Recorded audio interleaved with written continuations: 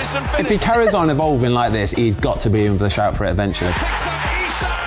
The guy is oozing sauce. Goes for goal. I think we need to just end the vote now.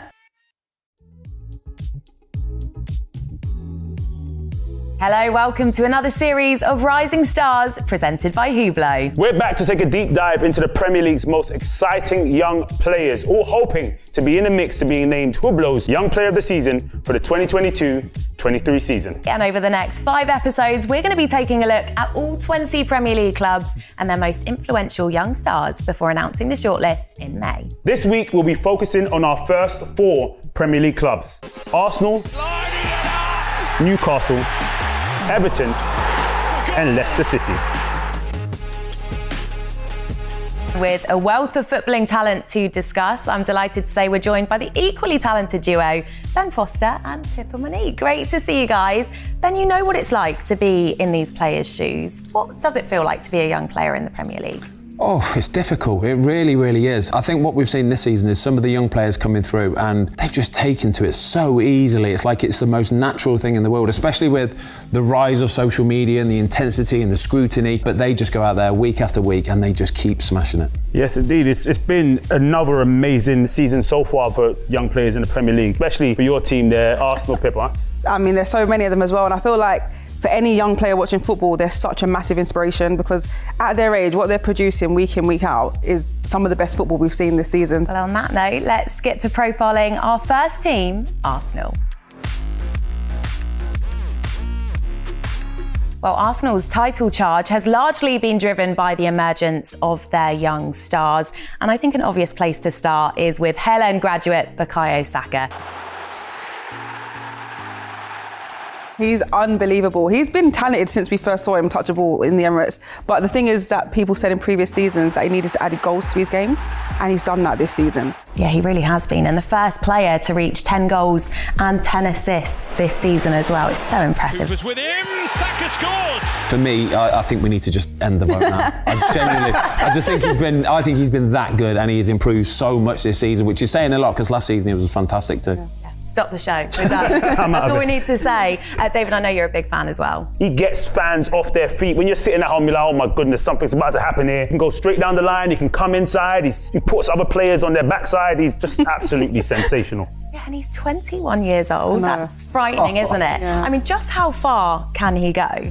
I get asked this all the time. I don't know. Like every season he improves. So same Ballon d'Or soon? Who knows? Is that too much? I think you got to be in. If he carries on evolving like this, he's got to be in with a shout for it eventually. Well, another Arsenal player who's turned talent into consistency is Gabriel Martinelli. Martinelli, angle against him, but he made it work. The guy is oozing sauce. He is absolutely spectacular to watch. And he's got the arrogance to take a shot from anywhere. It doesn't matter what the angle is. Trossard, brilliant ball inside. Martinelli. He's absolute class. You say swaggy, I had arrogance in my head, I did. But I love it though, I do, I love it. This is the sort of thing that I want to see. Like the goal there where against Aston Villa, where he breaks and he's running and he's celebrating before. That takes some doing, you know. To have that level of confidence, to be able to do that before the ball's even hit the back of the net. You call it sauce, you call it arrogance, I call it confidence, and I love it. He scored the first goal of the whole Premier League season and he's just continued to do that. And I think Arteta said he wasn't ready yet, but I think we're seeing now why we were so patient, because he's ready. And he's showing it, he's on fire. Next on our list is William Saliba. I mean, his first season in the Premier League. How impressive is it, the way he's just slotted into life? For some players, it's about getting that loan time that develops you and brings you on, not only as a player, but as a person as well. And I think alongside Gabriel, he just looks absolutely brilliant. When he arrived, I feel like he's been there forever. He just got straight into the action. And the partnership we've seen with him and Gabriel is one of the best centre-back partnerships I've seen for Arsenal in years. They just look so natural, they're both young. There's not much getting past them, and they contribute to goals as well. Xhaka playing it back. Oh, it's a stunning goal from Saliba. Well, the final player we're going to be taking a look at in the Arsenal side is Martin Ødegaard. Fabio Vieira. and turned in by Martin Ødegaard. Now, it's taken him a while to reach his full potential, hasn't it? He's really sparkled this season. For me this year, he's been the main man. He has. For Arsenal, I think he has been the main man. Yeah, and we're talking in amongst a team of absolute ballers. You know what I mean? I think he's been the guy that ticks it all over, alongside Xhaka maybe, but I think they're the guys that tick it over and keep it going and keep that level. To be a captain of this team says a lot, doesn't it? And I know it sounds crazy to say this, but I feel like he hasn't reached his full potential yet. Wow. I feel like he can definitely add more goals to his game.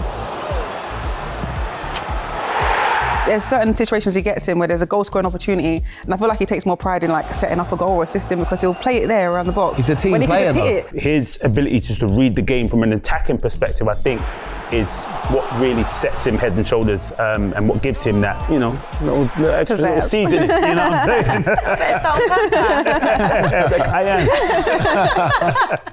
All right, well, that concludes our deep dive into Arsenal. Next up, we're going to be taking a look at Newcastle.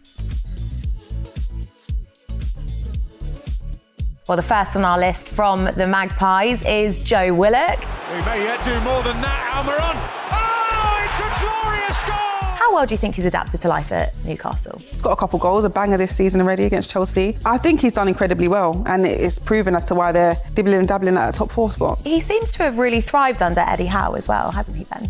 Probably the perfect manager for him, to be honest with you. 25 million he got bought for, quite a lot of money. I think for him at this moment in time, it's probably a good place for him to be, surrounded with absolute quality. He's bound to learn so much for it. It's coming. Yeah. Let him cook. Let him cook. There you go. It's coming. There you go. Let him cook. Okay, that's an interesting one. What more is coming? What more can he give? A lot more goals. I think as the season continues to progress, we're going to see that from him. He's going to continue to prove as to why he's in this zone for being named Young Player of the Season.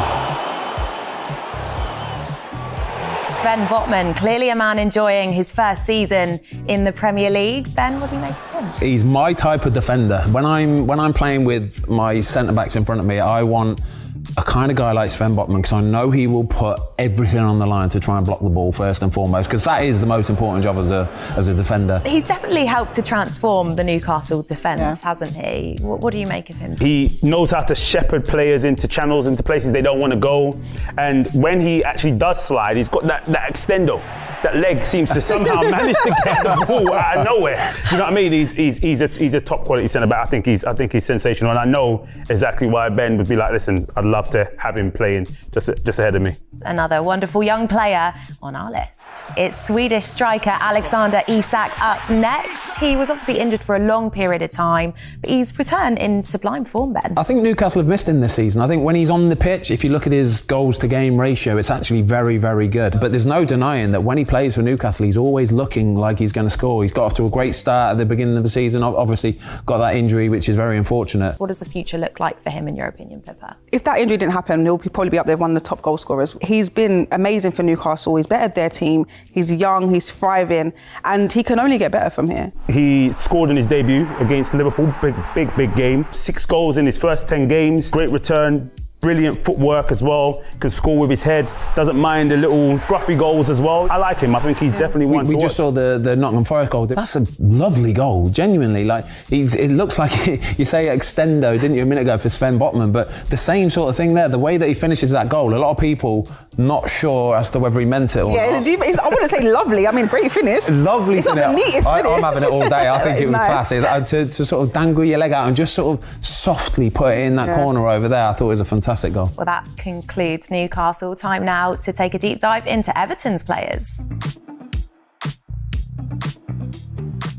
The first on our list for Everton is Amadou Onana. It's been a difficult season for them, hasn't it? But he has caught the eye with his all-action displays, Ben. He's probably a bit of a dream player for someone like Sean Dyche, really. When you've got somebody like Onana in that defensive midfield role, it's probably just that safety net that the defenders behind him who have had a bit of a tough season, that's the kind of player that they need in front of them. Very good physically, and his height will definitely kind of aid him with his defensive contributions as well. He's an absolute beast of a defensive midfielder. He spots danger. I like him a lot, and I think he's a player that a lot of other Premier League teams are going to be looking at as well. Yeah, what do you make of Onana? I love a player that can, as a defensive midfielder, you have to assert dominance, and he does that. He's not scared to get stuck in, bulldoze you out the way, and for him to even get the spotlight and be, you mentioned, he's doing everything right so far. The top teams will always need a defensive midfielder, so it wouldn't surprise me, given him another year or two, he might be packing his bags and going somewhere a bit higher up the league, unfortunately for Everton. No. He reads the game so well as well, doesn't he? You know, breaks up play. He's a very good player. He's a very, very good reader of the game, and that's what you need when you're in that position. There was a period of time where defensive midfielders were scarce. Like, where are they? And right about now, he is a rising star in the Premier League. Very much a rising star, and our next rising star is Dwight McNeil. Of course, he's been reunited with Sean Dyche, Ben. You know the way that Sean Dyche is going to play. You know the way Everton are going to play. They're going to be very physical. They're going to get the ball into the box as many times as they possibly can. And when you've got somebody with set-piece delivery at such a high level like Dwight McNeil, you've always got a chance of scoring goals. And I think that will get Everton a lot of points this season, is from getting the ball into the box and getting headed goals in. It feels like he's been around for ages, but he's only 23 years old, Pippa. Obviously, it's a lot harder in these teams to get noticed when their team's not having the best season, but he's always produced. He's getting the goals, he's getting the assists. Of course, it could be more, but he's always been a talent. He hasn't hit his heights yet. What more can he add to his game then, David? He's a traditional winger, a throwback winger, I'd like to say, with a wand of a left foot. The goal he scored against Brentford, absolutely sensational. He's a baller with a lot of talent. A lot of pace as well, a lot of pace. Like you say, the left foot though, it's a problem. It's a genuine problem. Some people don't really understand that he is a great player, even right now. Well, that concludes our Everton chat. On to the Foxes next. Kiernan Dewsbury Hall is our next rising star, and he's becoming a really key part of their midfield. Dewsbury Hall able to stride forward, and he's through, he's in, and he scores. We spoke about William Saliba earlier, going out on loan and learning your trade, and I think this is the case with Kiernan. I think he's showing everybody what he can do. He's a regular starter for them. He's got a lovely left foot. He'll chip in with goals and assists. He's already, at a very young age, a big part of that Leicester team. He really is a massive part, isn't he? I mean, he's one of the first names on the Leicester team sheet now. He's a very, very creative player, and he's got a absolutely beautiful long range on him, doesn't he? He's got a great. Yes, he does. Probably one of my most important attributes for any footballer is just pure work rate, and he's honest as a day. Honestly, he is. He's really, really honest. He does it properly, and I think when you've got a team of players like that around you, you've always got a chance. We're seeing the player that he rightly so deserves to be named, and having the spotlight shone on him, because he's incredible. For any young player that's want to get into the game, he's one of the players you look up to. Well, we're chatting Patson Daka next, and Ben, he's clearly a natural finisher, isn't he? Dispossessed. Daka goes for goal!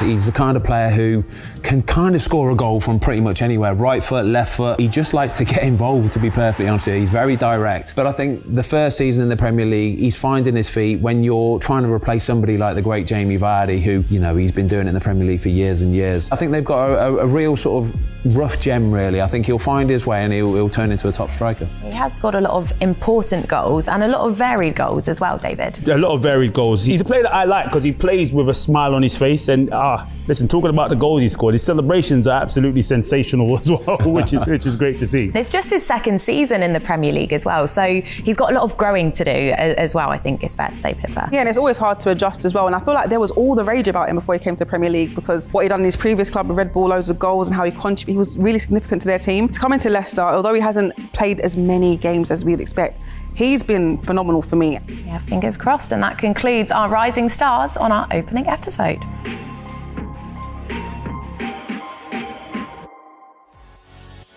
It's time now to get your one to watch from this episode's lineup. David, I'm going to put you in the hot seat first.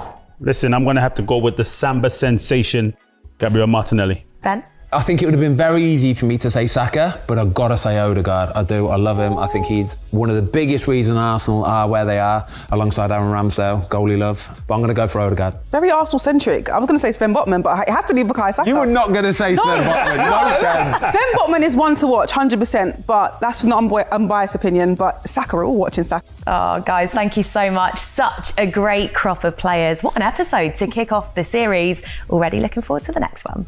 We are indeed. Join us next week for another episode of Rising Stars, presented by Hublot.